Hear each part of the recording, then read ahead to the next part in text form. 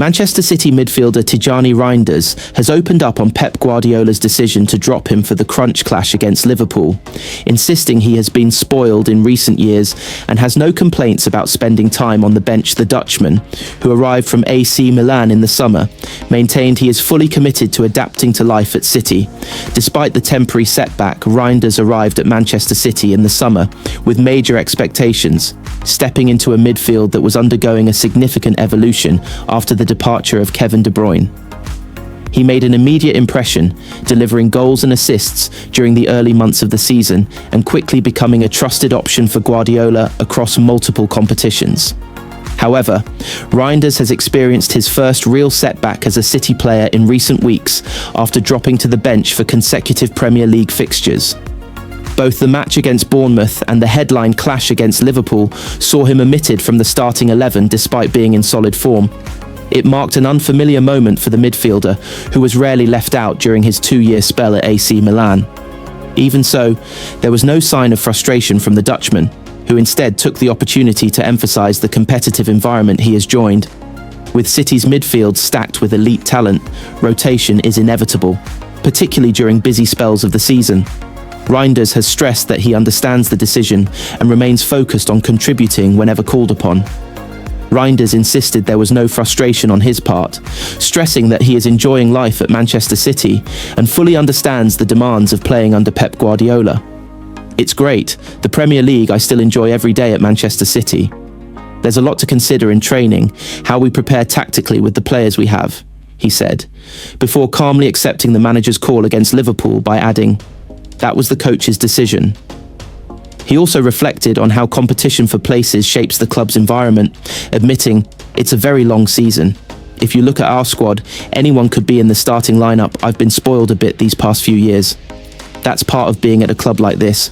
You sometimes end up on the bench." Rinders' time at Manchester City so far has been widely positively received, with the midfielder notching 1 goal and 5 assists across his opening 15 appearances.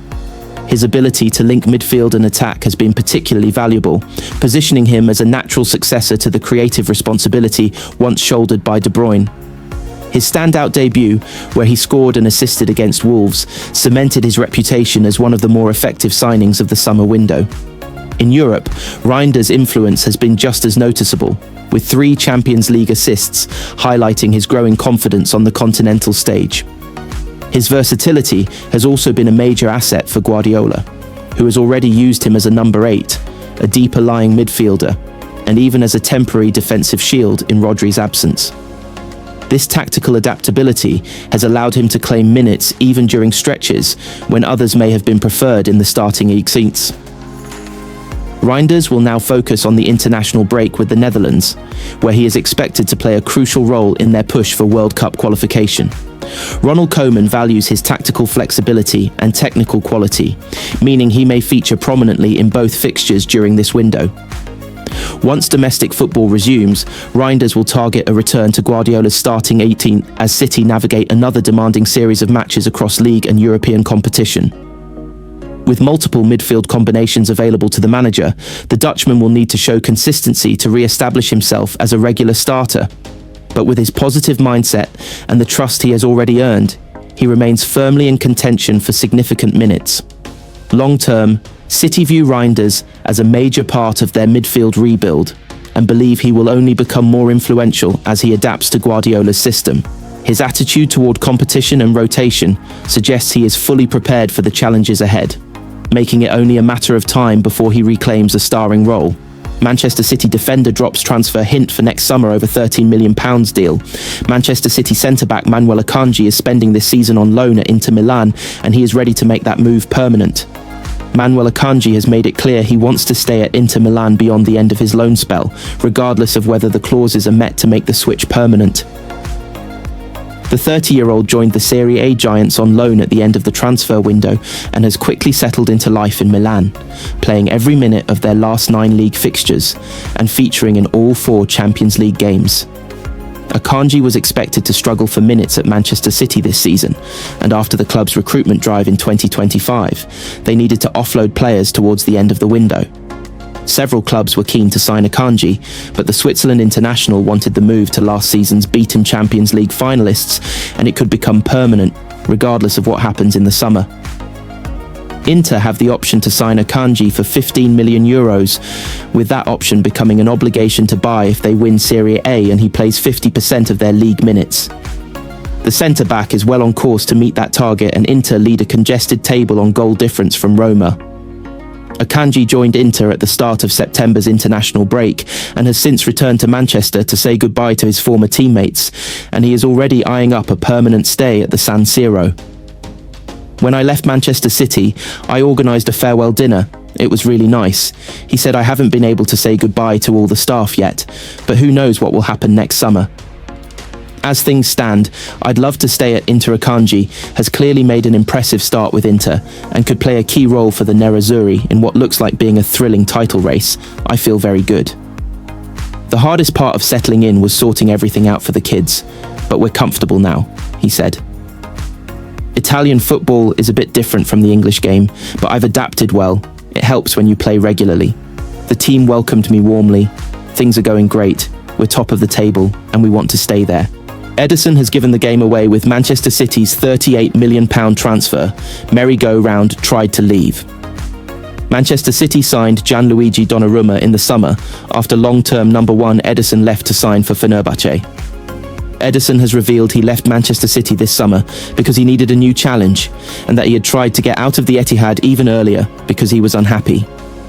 The Brazilian brought the curtain down on 8 years as City's number one with a £12 million move to Fenerbahce in the summer, with the Blues spending £26 million on Gianluigi Donnarumma as a replacement. There was plenty of conjecture during the transfer window as to whether Ederson had left because City took advantage of Donnarumma being told he could leave Paris Saint-Germain, or if Ederson's desire to move on opened the door to the Italian's arrival. Ederson, 32, has now made it clear that he instigated his plan to leave City after 372 games for the club and attributed his patchy form last season to his failure to move on a year earlier. In a previous season, I had already tried to leave, but it didn't work out, he said. I think that influenced my performance a bit during the season. I had 5 injuries and wasn't at my highest possible level. It was a decision I had already made with my family to talk to the club about leaving if we agreed I needed this change. There's no point in being at a giant winning club if you're not happy. That would continue to affect me in the same way. Ederson's ability with the ball at his feet changed the nature of goalkeeping in the Premier League, but he had become unsettled at the Etihad in recent seasons. He was occasionally usurped by Stefan Ortega last season. City moved to bring James Trafford back to the club for £27 million in July, with the expectation that the English goalkeeper would battle Ederson for the number 1 jersey, only for the Brazil international to make it clear he wanted out. Donnarumma's deadline day arrival has seen the 26-year-old installed as number 1 and already put a question mark next to the future of Trafford. All cycles come to an end, players come and go, but the club always remains, said Ederson. I had 8 wonderful years wearing the City shirt and won 18 titles, but I needed this change and a change of scenery. When Fenerbahce came along, I embraced it. I still have the same mentality. I continue doing my off-field work. Just like I did at City with my physical trainer, I still have the winning mentality that I had at City and Benfica, and I want to win at Fenerbahce too. Manchester City sacked, resigned, quit. Manchester City loan problems keep on coming. Manchester City had high hopes for some of their most promising youngsters, but their loan moves have been challenging. Manchester City are going from strength to strength under Pep Guardiola, but their loanees look more like Sideshow Bob in a field of rakes. Every move that is made sees more pain. It was an important summer for the Blues in terms of their emerging talent. A number of excellent youngsters have come into the first team picture over the last 18 months, and that raised the stakes for finding loan moves. With the standard required, it was necessary to go outside of the City football group. 3 of their most promising loans have already hit serious roadblocks though, with managers changed within the first 3 months of the campaign. If City were aiming for stable environments for their youngsters to thrive in, they haven't got it right.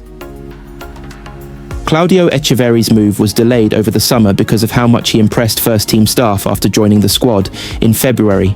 Guardiola gave him his debut in the FA Cup final, and he also looked good in the Club World Cup before getting injured.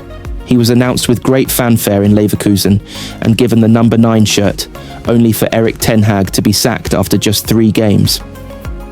Not that the change has really mattered, because Echeverri has barely played since. His only 3 starts have been against PSG, a 7-2 defeat, where he was subbed after 45 minutes, Bayern, a 3-0 defeat, where he was subbed after 57 minutes, and Benfica, a 1-0 win, where he was subbed after 57 minutes. City have been monitoring Echeverri's minutes with some concern for weeks. And if the player wants to feature with Argentina at the World Cup in summer, he may have to move again in January for more minutes. Things have hardly been better for Jamai Simpson-Pusey, the academy defender who made his senior debut last season and earned a season-long loan at Celtic. He didn't even make the squad for the Champions League qualifier that saw Celtic exit at the hands of opposition from Kazakhstan, and was then left out of the Europa League squad by Brendan Rodgers. Amid an awful start for the boys, manager Rodgers resigned in October and was replaced by Martin O'Neill. Simpson-Pusey started his first league game of the season at the weekend and will hope for more opportunities under the new manager, but it hasn't gone the way anyone wanted it to. Completing the set is Sverre Nypan, the exciting Norwegian talent who quickly got into